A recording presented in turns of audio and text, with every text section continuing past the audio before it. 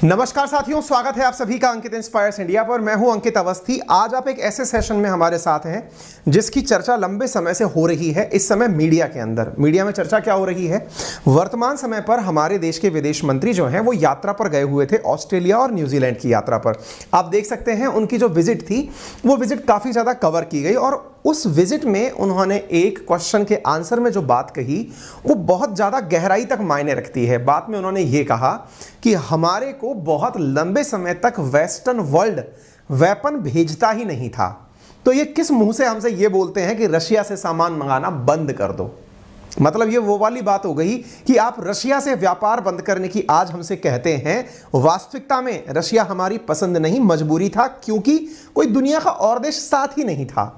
इस वजह को आज के सेशन में हम एक्सप्लेन करेंगे, क्योंकि जयशंकर साहब की इस बात को मजबूरी शब्द में सुनना थोड़ा नेगेटिव जरूर प्रतीत हो सकता है, लेकिन जब आपके पास ऑप्शंस ही नहीं बचेंगे, आपके पास एक ही ऑप्शन बचेगा, तो उसके बारे में डिस्कशन होना अनिवार्य है। तो आज के सेशन में हम आपको यह बताएंगे और सेशन के एंड तक आप कंक्लूड कर जाएंगे कि हमारे रूस ने हमारी दोस्ती का कोई फायदा नहीं उठाया, यानी कि एक तरह से इसको यह ना समझा जाए कि रूस ने हमारी मजबूरी का गलत फायदा उठाया हो। बाकायदा उसने इंडिया को इतनी जगह पर बैकिंग दी कि आज इंडिया जिस स्थिति में खड़ा है उसमें बहुत बड़ा हाथ रूस की मित्रता का है। तो आज का सेशन समर्पित है पूरी तरह रूस की मित्रता के लिए, और साथ में आपको आज समझाएंगे कि किस प्रकार से वेस्टर्न वर्ल्ड इंडिया के साथ साथ हमेशा एक दोगलापन दिखाता रहा है। चलिए शुरू करते हैं। फिलहाल के लिए मैं आपको सारी जानकारियां जहां से न्यूज़ सुर्खी में है वहां से लेकर आता हूं। एस जयशंकर साहब, जो कि अपने आप में एक बहुत बड़ी सुर्खी खुद बन चुके हैं, इनकी मतलब जो ट्वीट्स हैं या फिर इनका जो बयान है वो तुरंत वायरल होता है।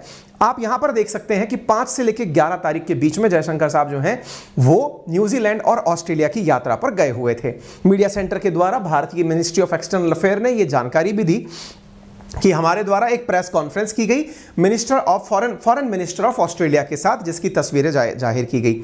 एस जयशंकर साहब ने अपने द्वारा ट्वीट करके एक तस्वीर भी साझा की जिसमें ऑस्ट्रेलिया की पार्लियामेंट, जो कि पुरानी बिल्डिंग है, उसको तिरंगे में सजाया गया था जब जयशंकर साहब ऑस्ट्रेलिया की यात्रा पर थे। साथ में उन्होंने ये भी बताया कि हमारे किन किन मुद्दों पर इनके साथ बातचीत हुई। इन्होंने कहा कि ECTA प्रोग्रेस हो, डिफेंस, काउंटर टेररिज्म जैसी तमाम चीजों पर हमारे यहां पर बातचीत हुई। इतना ही नहीं, क्वाड की summit, trilateral summit, G20, UN जैसी जो बातें हैं इनके ऊपर भी काफी अच्छे से बातचीत हुई है। जयशंकर साहब ने वहां के तमाम नेताओं के साथ और विदेश मंत्री के साथ में बैठक की। उसकी बातें हम आपके साथ किसी अन्य सेशन के अंदर साझा करेंगे। फिलहाल के लिए उस मुद्दे पर आते हैं जो कि इस समय सुर्खियों में है। आप देख सकते हैं इन तस्वीरों में जिन जिन लोगों से मुलाकात हो रही है, जिसमें भारतीय भारत की टीम के पूर्व कप्तान विराट कोहली का बैट तक यहां पर गिफ्ट किया गया है ऑस्ट्रेलिया के मिनिस्टर्स को। ये तस्वीरें भी काफी ज्यादा वायरल हो रही हैं। जयशंकर साहब की जो बात है उसको अगर मैं एक लाइन में कहूं तो भारत और रूस के संबंध तब से हैं जब पश्चिमी देशों की भारत की बजाय पाकिस्तान को साथी चुना और हथियार देना शुरू किया। यानी कि वेस्टर्न वर्ल्ड ने, अच्छा ऑस्ट्रेलिया को जाकर के ये बात कहने का कोई अर्थ है क्या? बहुत बड़ा अर्थ है। कारण क्या है ना, ऑस्ट्रेलिया असल में अमेरिका का एक्सटेंडेड अमेरिका समझिए आप, या यूं कहिए कि ब्रिटिशर्स और ऑस्ट्रेलियंस एक तरह से ऑस्ट्रेलिया में आकर के बस गए, अमेरिकन्स और ब्रिटिशर्स, ठीक है।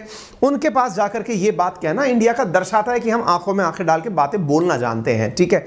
तो भारतीय विदेश मंत्री जब ऑस्ट्रेलिया के दौरे पर थे तो उन्होंने जो चर्चाएं की उसमें यह कहा कि हमने कैसे क्या क्या देखा है। हमने, हमारे पड़ोस में एक सैन्य तानाशाह रहा करता था। इंडिया की एक खासियत देखिए, कभी पाकिस्तान का नाम ही नहीं लेना चाहता है, पड़ोस कह के संबोधित कर देता है और कहता है कि हमारे यहाँ पर एक सैन्य तानाशाह रहा करता था, डिक्टेटर था। वेस्टर्न वर्ल्ड उसको अपने हथियार पहुंचाते थे और आज वो देख लें कि उनकी स्थितियां क्या हो गई हैं। जयशंकर साहब की आवाज़ मैं आपको सुनाना जरूर चाहता हूं, पर यह अंग्रेजी में है तो मैं थोड़ा ट्रांसलेट करके आपको वैसे ही बता दूं। जयशंकर साहब ने कुल मिलाकर जो बातें कही उसका अर्थ इतना ही था कि आप लोगों ने जो भी हमारे साथ किया वो दुनिया को पता हो, अब वो समय आ गया है। कुल मिलाकर बात यह है कि जहां दुनिया हमसे अपेक्षा करती है कि इंडिया जाकर के अमेरिका से हथियार खरीदे या ब्रिटेन से हथियार खरीदे या वेस्टर्न वर्ल्ड की बात माने, वास्तविकता में इसका इतिहास कुछ और है, वो सबको पता होना जरूरी है।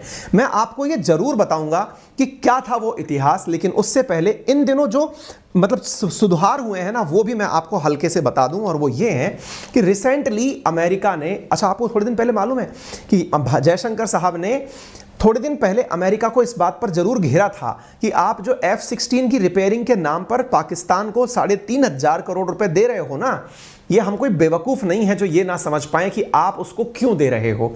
आप कहते हो कि टेररिस्ट एक्टिविटीज से बचाने के लिए पैसे दिए जा रहे हैं, सोचकर देखिएगा F-16 टेररिस्ट के खिलाफ काम में नहीं लिया जाता। इससे बेहतर है कि आप हमें मूर्ख समझना बंद करें।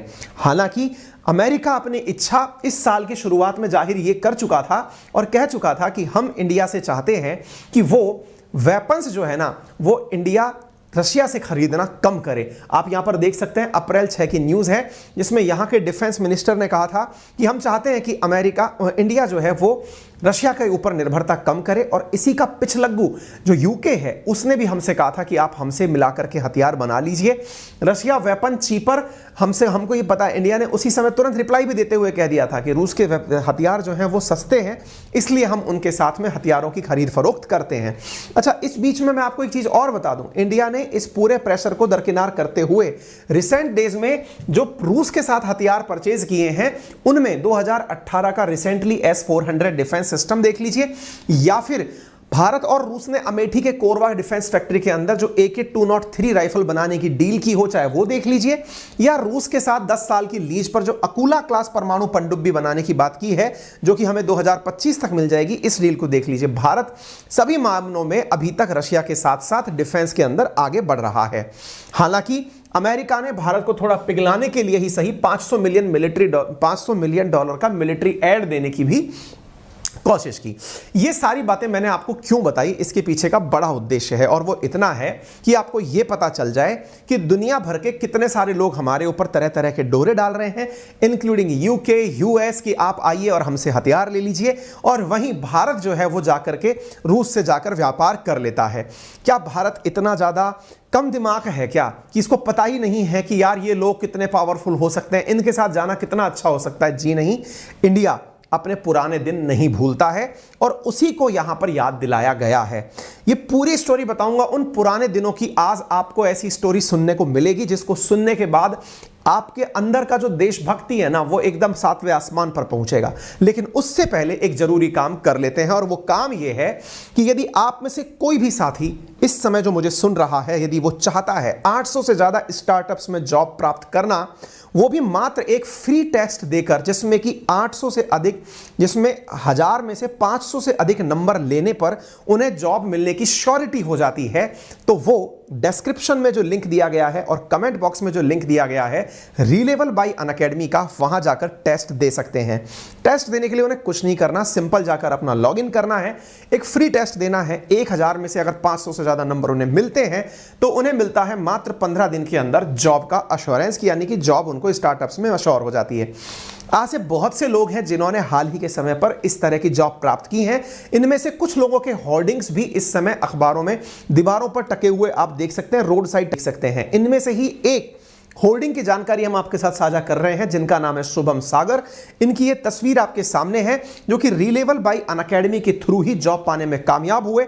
इन्होंने हाल ही में एसोसिएट प्रोडक्ट मैनेजमेंट टेस्ट के थ्रू से अपनी जॉब लॉजिक्विड नाम की कंपनी में प्राप्त की, और इन्होंने अपना एक लेटर साझा किया जिसमें इन्होंने कहा कि इनके लिए इनका सफर कितना अच्छा रहा, इन्होंने किस तरह से इस प्लेटफॉर्म के थ्रू नौकरी पाने में कामयाबी प्राप्त की। फिलहाल के लिए मैं आपको यह बता दूं कि यदि आप 1000 में से 500 से ज्यादा नंबर नहीं ला पाते तो रीलेवल देता है आपको वाइड वैरायटी ऑफ कोर्सेज, यानी कि आप कोर्स पढ़ करके भी अपनी तैयारी कर सकते हैं। और उन कोर्सेज के लिए आपके पास जो ऑप्शन है उसमें बेस्ट ये है कि आपको विदिन 14 डेज, अगर आपको कोर्स समझ नहीं आता है तो आपका फीस रिफंड हो जाता है, आपकी मनी बैक की गारंटी है। यानी कि एक बार आपने कोर्स पढ़ के देखा, आपको लगा कि ये मेरे काम का नहीं है या मैं इसके हिसाब से सेट नहीं बैठ रहा हूं, आप अपना कोर्स वापस ले सकते हैं, फीस वापस ले सकते हैं। अर्थात आप कोर्स समझ में आ गया, कोर्स पढ़ करके आपने स्कोर कर लिया तो आप जॉब भी प्राप्त कर ही जाएंगे। तो निश्चित ही ये सबके काम की चीज है। मैंने कमेंट बॉक्स में आपको लिंक पिन करके दे दिया है। तो चलिए अब शुरू करते हैं आपके सामने आज का वो सेशन जिसकी आपको प्रतीक्षा है। बात करते हैं साथियों भारत के साथ पाकिस्तान के इतिहास की। साथियों बात है 1947 की। हम सब अच्छे से जानते हैं कि किस प्रकार से भारत ने विभाजन की विभीषिका को सहन किया। आप उसकी तस्वीरें यहां पर हमारे किसी भी कहानी को उठाकर देख लें, किसी भी चर्चा को आप देख लें, उसमें आप पाते हैं कि किस प्रकार से भारत पाकिस्तान ने विभाजन का दर्द सहन किया था। 1947 की बात है, हम आज़ाद हुए, एक दूसरे से सेपरेट भी हुए, घटनाएं आगे आगे बढ़ने लगी, जमीन की भूख मिटी नहीं। इसी भूख को मिटाने के लिए पाकिस्तान ने एक बार बैकडोर से एंट्री करते हुए कश्मीर के ऊपर भी चढ़ाई कर दी, जिसका सुलहनामा आज तक नहीं हो पाया है। चीजें और आगे बढ़ने लगी धीरे धीरे। 1962 में जो पाकिस्तान भारत ने चीन के साथ वॉर देखा, वो उसको अभी इसमें साइड रखते हैं। 1965 में जाकर के हमारा इनके साथ में फिर से एक बार युद्ध होता है कश्मीर को लेकर के 1965 में। तो अक्टूबर 1947 में हमारा कश्मीर वॉर हुआ, 1965 में हमारा कश्मीर वॉर हुआ। इन दोनों ही युद्धों में जितना भी पावर था या वेस्टर्न वर्ल्ड था वो लगा हुआ था पाकिस्तान के साथ, यानी कि ये लोग सपोर्ट कर रहे थे पाकिस्तान को बैकडोर से कि तुम्हारे को अगर किसी भी प्रकार की असलहे की आवश्यकता है, वेपन्स की जरूरत है, तो हम बैकडोर पर खड़ा होकर आपको उपलब्ध कराएंगे। साथियों, हद तो तब हो गई जब 1971 के अंदर इंडो पाक वॉर चल रहा था। इंदिरा गांधी जी का समय था। स्टार्टिंग पाकिस्तान ने की थी। पाकिस्तान ने भारत के कई एयरपोर्ट्स के ऊपर हमले कर दिए थे। पाकिस्तान के हमले आगरा का जो हमारा एयर स्ट्रिप है यहां तक होने लगे थे। तब जाकर के इंडिया ने एक्शन लिया पाकिस्तान के खिलाफ। आप सोचकर देखिए साथियों कि इंडिया ने जब पाकिस्तान के खिलाफ एक्शन लिया, उस समय भी इंडिया को रोकने के लिए अमेरिका, ब्रिटेन और उनके सहयोगी देशों ने हमारे ऊपर कितना दबाव बनाया, उसके लिए आज आपको यह कहानी सुननी होगी। और किस प्रकार से इंडिया की इज्जत बचाने के लिए रूस आगे आया था, यह भी आपको सुनना होगा। चलिए सुनाते हैं आपको ये सारी बातें, लेकिन उससे पहले यह जरूर जान लीजिए कि यदि एक डेटा निकालकर मैं आपके साथ साझा करूं, हालांकि ये आपके लिए किसी भी प्रकार का उपयोगी नहीं है, केवल रेफरेंस में इतना याद कर लीजिएगा कि पाकिस्तान को multiple times million of dollars का अमेरिका ने सहयोग दिया है, जिसकी पूरी लिस्ट है। आप मिलियंस ऑफ डॉलर्स की लिस्ट यहां पर देख सकते हैं कि कितना इनको हमेशा मदद दी गई है। और रिसेंटली भी इनकी मदद रुकी नहीं है, जिसके लिए जयशंकर साहब ने ऑस्ट्रेलिया की मीटिंग में कहा कि देखिए अमेरिका को यह बात समझनी होगी और हम इन पर्सन बैठेंगे तब बताएंगे कि आप पाकिस्तान को मदद दे करके कुछ भला खुद का कर नहीं पाते, फिर भी आप मदद करते हैं। यह आपके लिए सोचने की आवश्यकता है। ऐसी बहुत सी घटनाएं हैं, चाहे वो 1999 के कारगिल वॉर की हो, लेकिन मैं आपको याद दिलाता हूं एक ऐसी घटना जिसको सुनने के बाद में आपका मन अमेरिका से खिन्न हो जाएगा। घटना है साथियों, अमेरिकी राष्ट्रपति हुआ करते थे रिचर्ड निक्सन। साथियों, उस समय की बात है जब भारत पाकिस्तान 1971 के अंदर बांग्लादेश के लिए लड़ाई लड़ रहे थे, या यूं समझिए कि पूर्वी पाकिस्तान पश्चिमी पाकिस्तान से अलग होना चाहता था। स्थितियां बिगड़ रही थी। इस दौरान इंदिरा गांधी जी ने रूस से और अमेरिका से बातचीत की। भारत की तरफ से इंदिरा गांधी जी रशिया से बातचीत करके ये दोस्ती के अंदर करार सिद्ध करके आ चुकी थी कि यदि भारत के ऊपर किसी भी प्रकार की आंच आती है तो आप हमारी मदद करने के लिए आगे आएंगे। इधर रशिया के साथ हमारी दोस्ती हो चुकी थी और Indira Gandhi ji Richard Nixon America के राष्ट्रपति से मिलने अमेरिका गई। रिचर्ड निक्सन इस बात से खफा थे कि तुम रशिया क्यों गई। इस आधार पर उन्होंने भारतीय प्राइम मिनिस्टर को 30 मिनट से ज्यादा का इंतजार करवाया बात करने के लिए। ऐसा मतलब माना जाता है अंतरराष्ट्रीय स्तरों पर कि किसी भी विदेशी को आप इंतजार नहीं करा सकते। आप देखते हैं ना कि बहुत सारी बार कि भाई कोई आकर के राष्ट्राध्यक्ष बैठ गया, अब किसी और का इंतजार हो रहा है, तो आप इंतजार में सामने वाला भी तुरंत आ जाता है। यहां पर स्थितियां ऐसी हुई कि 40 मिनट बाद रिचर्ड निक्सन पहुंचते हैं और रिचर्ड निक्सन इंडिया को बहुत ही रूखा सा जवाब देते हैं और उनकी कुछ बातें ऐसी हैं जो कि बाद में लीक हो गई। रिचर्ड निक्सन का क्या मत था इंडियंस के लिए, विशेष रूप से भारत की महिलाओं के लिए, उन्होंने किस प्रकार के अश्लीलता और अभद्रतापूर्ण शब्दों का उपयोग किया था उस दौरान, यानी उस यात्रा के दरमियान, कि ये लोग कैसे होते हैं, वो घटना मैं आपके साथ साझा करूंगा। युद्ध का वाक्यांश था, मैं आपके साथ घटना शुरू करता हूं। जानना, सुनिए साथियों क्या बात है। बात है साथियों 3 दिसंबर 1971 की। ये घटनाएं हमें बहुत सारे हिंदी न्यूज़पेपर्स, इंग्लिश न्यूज़पेपर्स के साथ मिलती हैं, उन्हें हम कनेक्ट करके आपके सामने प्रस्तुत करने का प्रयास करते हैं। मैं फिर से बता दूं, इनमें हमारी ओरिजिनल कृति कुछ भी नहीं है। यदि आप मुझे पत्रकार समझने की भूल कर बैठते हैं तो ये आपकी गलतफहमी होगी, मेरी नहीं, क्योंकि मैं बहुत सारे न्यूज़पेपर्स का, और आने वाले टाइम में हम रेफरेंस भी देने की कोशिश करेंगे कि हमने अपना कंटेंट किन किन से लिया, ताकि उन्हें भी अपना क्रेडिट शेयर किया जा सके, क्योंकि मेहनत उन लोगों ने जबरदस्त की है, हम तो केवल उनको एक साथ पिरोकर आप तक पहुंचा रहे हैं। साथियों, बात है 3 दिसंबर 1971 की।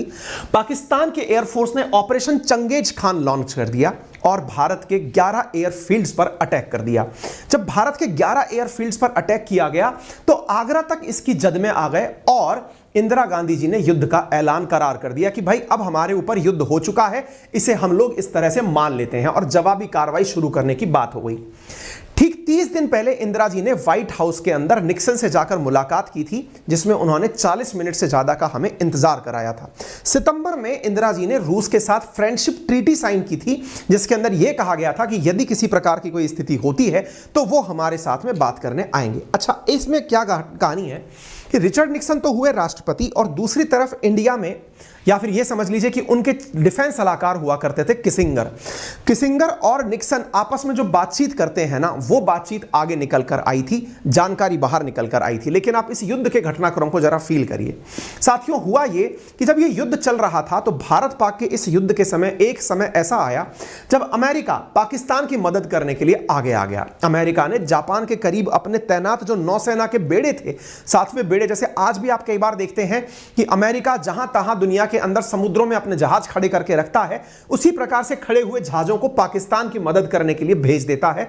किस तरफ? बंगाल की खाड़ी में। आप पूछेंगे बंगाल की खाड़ी क्यों भेजा?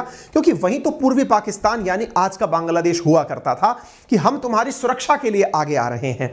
इधर भारतीय सेना दोनों मोर्चों पर, पूर्वी और पाकिस्तानी मोर्चों पर लड़ रही है, और दूसरी तरफ से पाकिस्तान की मदद करने के लिए वो अपनी सेना को वहां से रवाना कर देता है।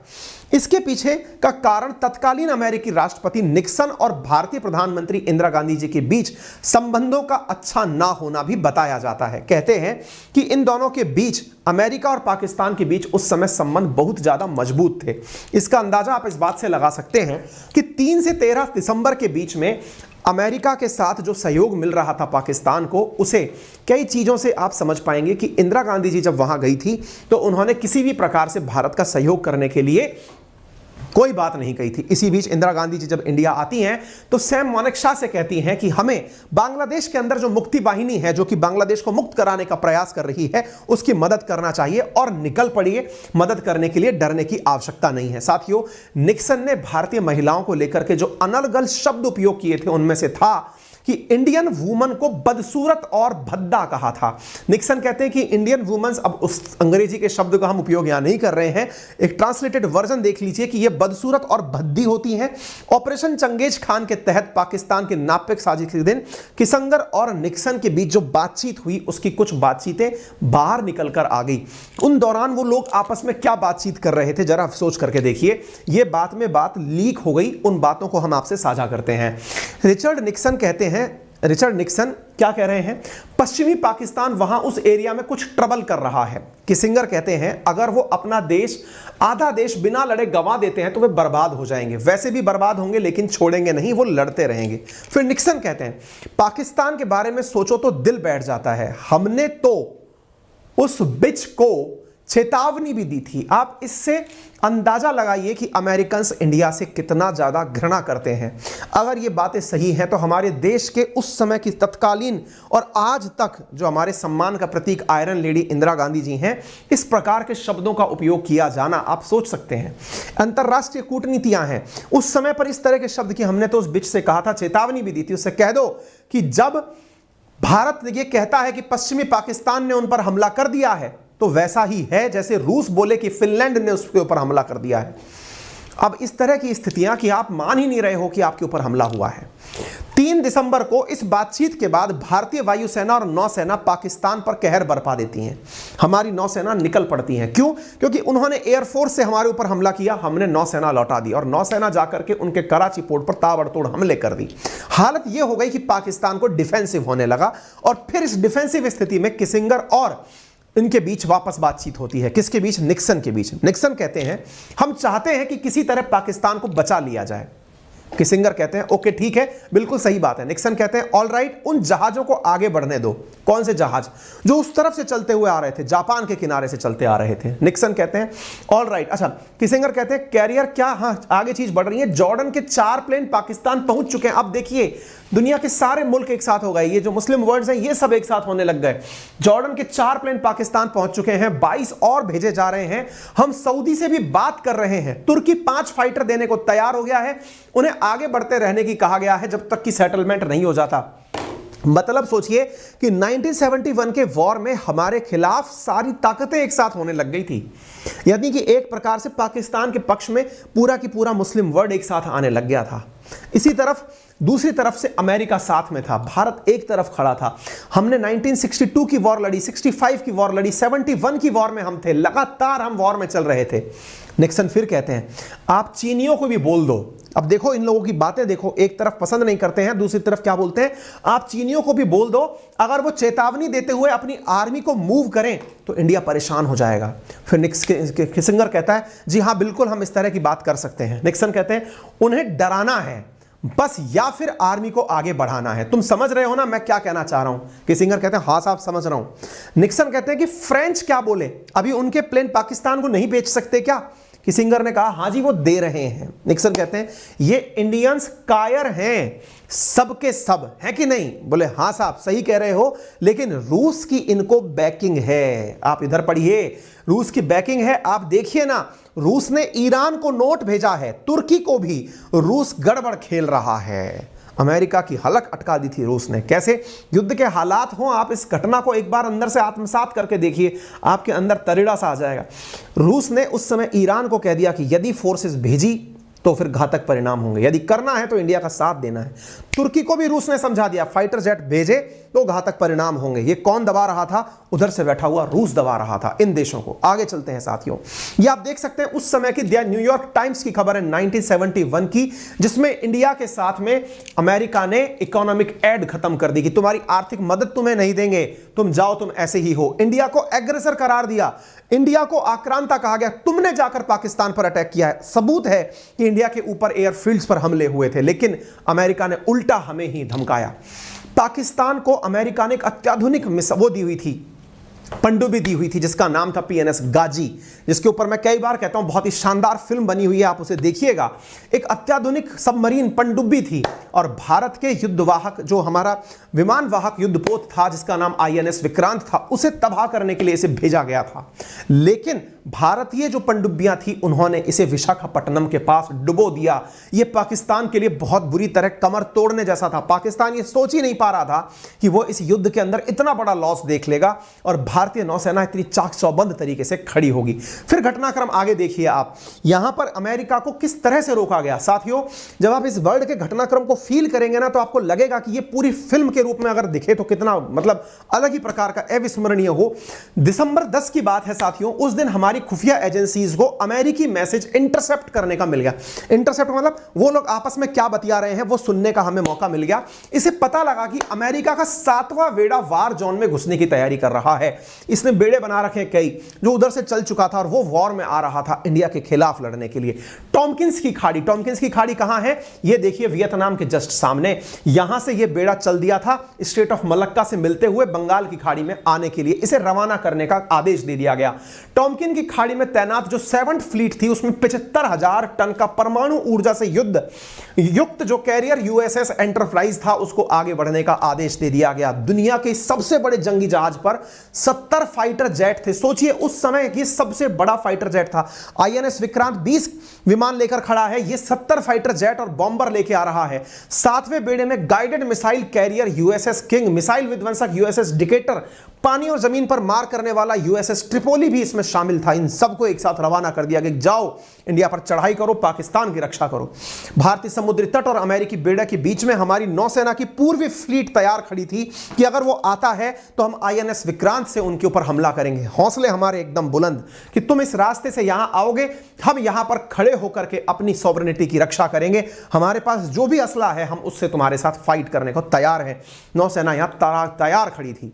आप देखिए उस समय क्या फीलिंग रही होगी, उस समय देश के अंदर क्या हालात रहे होंगे। रातों रात देखिए हमारे देश की सुरक्षा एजेंसीज का चाक चौबंद होना कितना मायने रखता है कि एक एक मैसेज को इंटरसेप्ट करना कि क्या बातचीत चल रही है इन लोगों के बीच में, किस तरह के मूवमेंट्स हो रहे हैं। इंडिया की नौसेना तैयार खड़ी है। आगे चलते हैं साथियों, अब क्या होता है, सोवियत खुफिया एजेंसीज ने भारत को बताया कि कि इंग्लैंड ने भी अपना एयरक्राफ्ट कैरियर ईगल भारत की तरफ बढ़ा दिया है।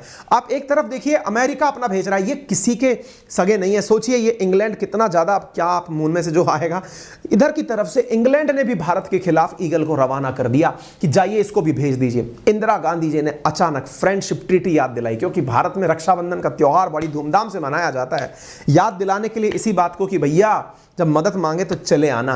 इंडिया ने तुरंत रशिया को याद दिलाया कि साहब हमने आपसे फ्रेंडशिप ट्रीटी की हुई है, अब वक्त आ गया है कि आप हमारी मदद के लिए आगे आएं। रूस ने कहा फिक्र ना करिए हम आते हैं।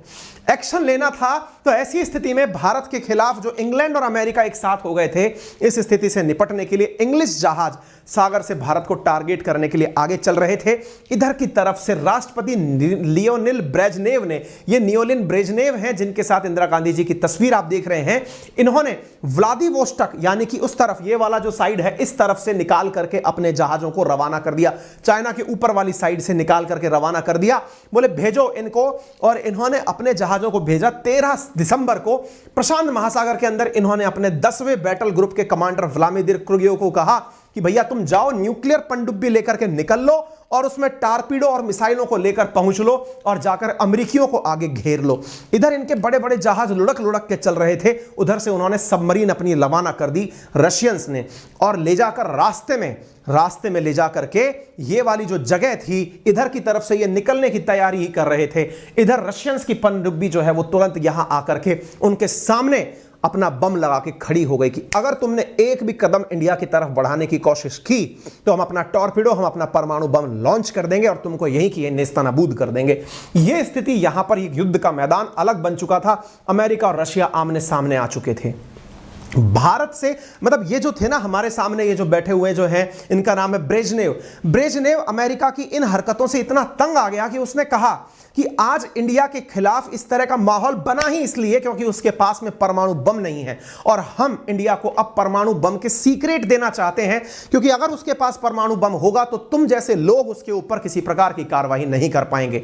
तो ऐसी स्थिति में इन्होंने, ब्रेजनेव ने कहा था कि हम चाहते हैं कि हम इंडिया को सारे के सारे न्यूक्लियर बम के सीक्रेट्स दे दें ताकि वो खुद परमाणु शक्ति संपन्न हो जाए। और साथियों 1974 में इंडिया ने अपना परमाणु बम परीक्षण कर ही लिया था, क्योंकि हमें यह समझ में आ गया था कि यदि हमारे पास परमाणु बम होता तो ये हमारी तरफ ना आते। साथियों ऐसी स्थिति में रूसियों ने ब्रिटिश नेवी का एक मैसेज इंटरसेप्ट किया जिसमें एडमिरल डिमॉन गार्गन की आवाज सुनाई देती है और वो कहते हैं कि सर जी हम बहुत लेट हो गए, यहां तो रूसियों ने अपनी एटमी पनडुब्बी भेज दी है, उनके बेड़े में बहुत सारे जहाज हैं। फिर क्या था, ब्रिटिश बेड़ा मेडागास्कर की तरफ मुड़ गया।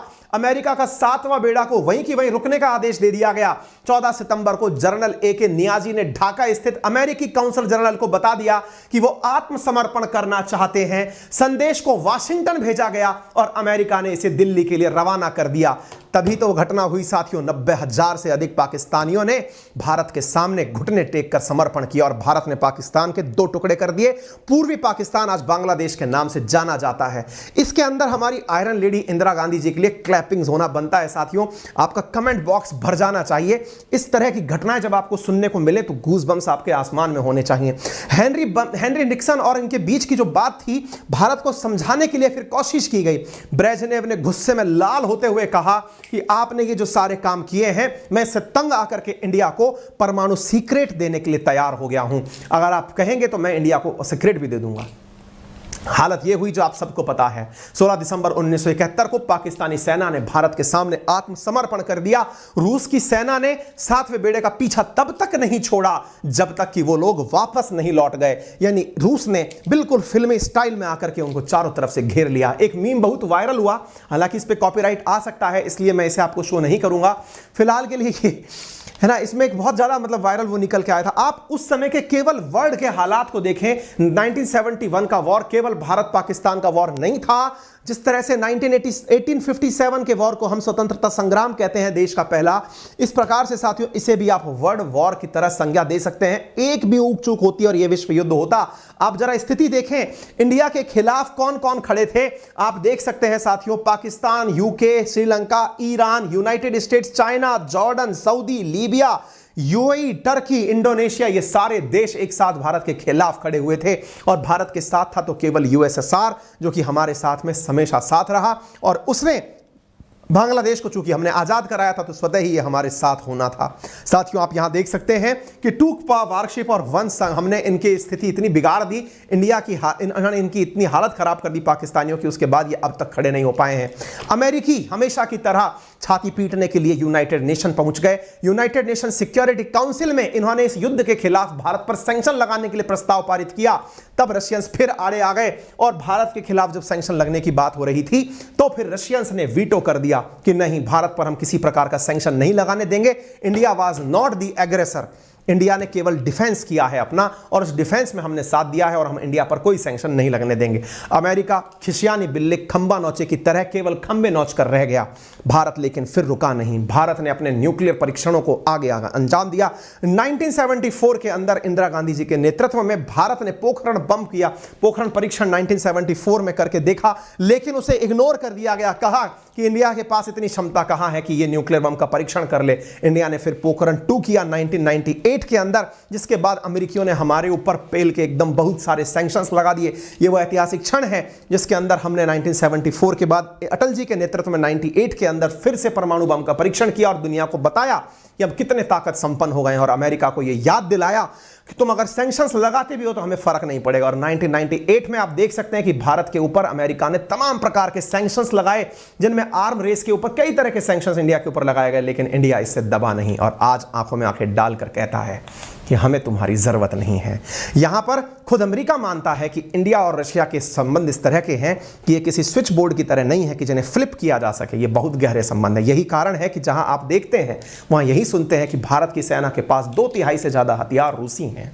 आप जब सुनते हैं कि भारत के पास रक्षा आयात में 49% हिस्सा रूसी है, आप जब सुनते हैं कि भारतीय वायुसेना की जो ताकत है वो रूसी विमान है, जिसमें 667 फाइटर जेट हमारे पास रूसी हैं, 73% फाइटर जेट हमारे रूस में बने हुए हैं, 39% सुखोई, 22% मिग और 9% किस इनमें से हमारे पास हैं, 6 एयर टैंकर जेट हमारे पास हैं। ये सब रूसी ताकत भारत के पास है। जहां बात करें हम नेवी की, तो नेवी के अंदर भी साथियों भारतीय नेवी का इकलौता कैरियर शिप जो भारत के पास है वो भी रूस से ही प्राप्त है।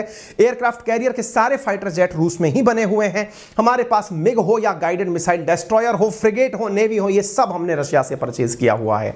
तो क्यों ना हमारा रशिया इतना अच्छा मित्र है और अगर जयशंकर साहब ऑस्ट्रेलिया में बैठ करके उन्हें यह याद दिलाते हैं कि आपने पाकिस्तान के साथ जो किया है वो आपको कभी फायदेमंद नहीं रहा। आज हम जो मैंने आज से आपसे टाइटल कहा था कि हमारा रूस पसंद नहीं, मजबूरी था क्योंकि तुम्हारी हरकतें ऐसी थी। भारत कभी भी इस तरह की स्थिति चाहता ही नहीं था। भारत आजादी के बाद से ही गुटनिरपेक्ष नीति का पालन करता रहा। भारत ने कहा कि मुझे ना यूएसएसआर में जाना है ना यूएसए में जाना है, हम ताजा ताजा आजाद हुए हैं, हमारी अपनी समस्याएं हैं, हमें अपनी तरह से आगे बढ़ना है, हमें नाम का पालन करना है, नॉन अलाइन मूवमेंट चलाना है, लेकिन कोई माना नहीं। और भारत के खिलाफ तरह तरह की साजिशें की जाने लगी कि कैसे ये सक्सेसफुल हो सकते हैं। लोग साथियों बहुत तरह तरह की कयास लगाया करते थे, कहते थे कि हिंदू पॉपुलेशन ग्रोथ रेट जो है ना वो इसको एक फेल नेशन बना देगी। माल्थस की थ्योरी आने लगी कि जल्दी ही भारत एक फेल नेशन बन जाएगा क्योंकि भारत सर्वाइव नहीं कर पाएगा, क्योंकि यहाँ की पॉपुलेशन जितनी ज़्यादा तेजी से बढ़ती है इतनी तो इनके यहाँ फसल की उपलब्धि नहीं होती है। लेकिन भारत ने ग्रीन रेवोल्यूशन हो या फिर आत्मनिर्भरता के क्षेत्र के अंदर इसरो हो या फिर डिफेंस इक्विपमेंट्स हो या फिर अपनी सुरक्षा के लिए बनाए गए सैटेलाइट्स हो, दुनिया को यह एहसास करा दिया कि हम हैं, हम रहेंगे और हम थे। मेरे प्यारे साथियों, भारत का ये जो आपको आज का इतिहास सुनने में आनंद आया उसकी टिप्पणी हमें सेशन के एंड में जरूर करिएगा। सेशन के एंड में आप अपने कमेंट जरूर लिखिएगा। माना कि सेशन लंबा हुआ लेकिन फिर भी हम आपसे गुजारिश करेंगे कि आप अपना फीडबैक हमें सेशन के एंड में जरूर दें। अगर आपको हमारी मेहनत पसंद आई हो तो अपने प्यार स्वरूप हमारे इस चैनल को केवल सब्सक्राइब करके चले जाएं। वीडियो में इस समय 20,000 से ज़्यादा लोग लाइव हैं और लाइक मात्र 5,000 हैं। अगर आप लोग इसे लाइक कर देंगे तो बहुत सारे लोगों की सजेशन लिस्ट में ये दिखाई देगा कि हमने शायद कुछ काम का काम किया है। फिलहाल के लिए इतना ही। अपना प्यार देने के लिए अंकित इंस्पायर्स इंडिया को बहुत सारा धन्यवाद। कोई त्रुटि हुई हो हम सबसे, हमारी टीम से, तो उसके लिए हम क्षमा प्रार्थी हैं। धन्यवाद।